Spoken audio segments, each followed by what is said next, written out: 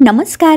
घर आणि तीमध्ये आज आपण कारल्याची अशी भाजी बघणार आहोत जी लहान मुलंसुद्धा आवडीने खातील. भरले कारले आहेत आणि वेगळ्या पद्धतीने बनवलेले आहेत. चला तर मग लगेच रेसिपीला सुरुवात करूया. कारल्याची ही भाजी बनवण्यासाठी सगळ्यात आधी तर मिक्सरच्या भांड्यात अर्धी वाटी शेंगदाण्याचा कूट घेतला. त्यामध्ये 2 चमचे सुक्या खोबऱ्याचे काप टाकायचे, अर्धा चमचा जिरं, अर्धा चमचा हळद टाकली, 1 चमचा धने पावडर, 1 चमचा गोडा मसाला टाकायचा. त्यासोबतच आवडीप्रमाणे लाल तिखट टाकायचं आणि थोडीशी चिंच टाकायची. 1 चमचा साखर आणि थोडासा हिंग टाकला. आता याच्यात 2-3 लसणाच्या पाकळ्या आणि थोडीशी कोथिंबीर टाकायची. हे सगळं मिक्सरमधनं चांगलं वाटून घ्यायचं. आता आपण याच्यात मीठ टाकलेलं नाही आहे, मीठ आपण पुढे वापरणार आहोत. आता इथे मी घेतलेत पाव किलो कारले.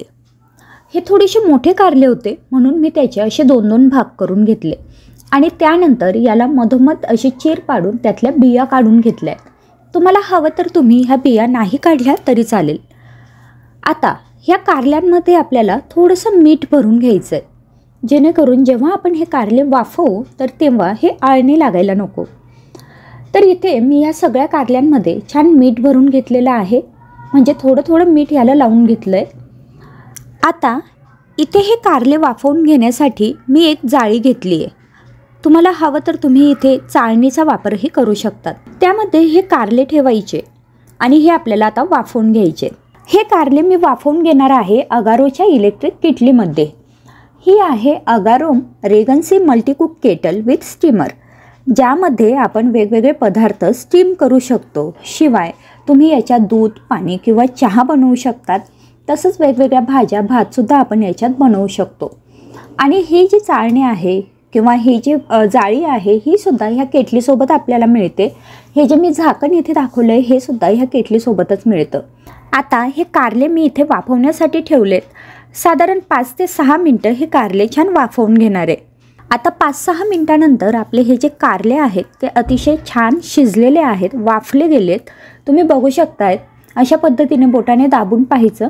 आता आपण जो मसाला बनवला होता त्यामध्ये मीठ टाकायचं राहिलं होतं, तर इथे मी आता चवीनुसार मीठ टाकून घेतलं आहे. मीठ टाकल्यानंतर हे सगळं चांगलं एकजीव करून घ्यायचं. तुम्ही हवं तर मसाला बनवतानाच त्यात मीठ घालू शकतात, पण मी विसरले होते म्हणून आता इथे मी ॲड केलं आहे. आता हे मीठ ह्या मसाल्यामध्ये छान एकजीव करून घेतलं.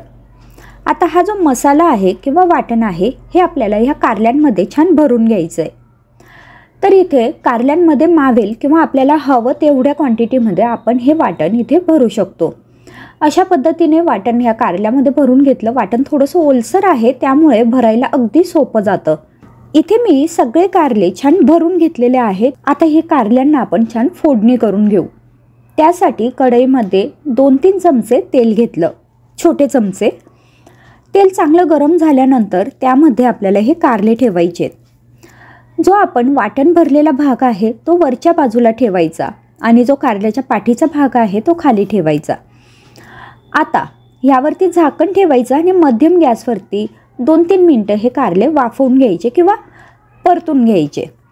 तर हे पहा, 2-3 मिनटानंतर ह्या तेलात ते कारले छान वाफून झालेले आहेत. आता हे पुन्हा एकजीव करायचं आणि एकजीव केल्यानंतर पुन्हा हे थोडंसं शिजवून घ्यायचं. कारले ऑलरेडी शिजलेले आहेत, फक्त आता आपण जे वाटण भरलं आहे ते वाटण त्या कारल्यांमध्ये व्यवस्थित मुरलं पाहिजे, त्यासाठी आपण आता हे शिजवून घेतो आहे. तर आता पुन्हा 2-3 मिनटं हे कारले मी शिजवून घेतलेत. तुम्हाला जर हे कारले अजून थोडेसे कुरकुरीत असे हवे असतील ना, तर अजून 2-3 मिनटं हाय फ्लेमवर शिजवा आणि शिजवत असतानाच हे थोडेसे एकजीव करायचे, म्हणजे कढईला लागणार नाही. तर इथे अशा पद्धतीने ही कारल्याची भाजी तयार झाली आहे. त्यामध्ये आपण आंबट गोड चव ॲड केली आहे, त्यामुळे खूप छान लागते. तुम्ही ही जरूर ट्राय करा. जर ही भाजी किंवा हा व्हिडिओ तुम्हाला आवडला असेल तर लाईक जरूर करा. चॅनलला सबस्क्राईब केलेलं नसेल तर सबस्क्राईब करा. पुन्हा भेटू पुढच्या नवीन व्हिडिओमध्ये. तोपर्यंत बाय बाय.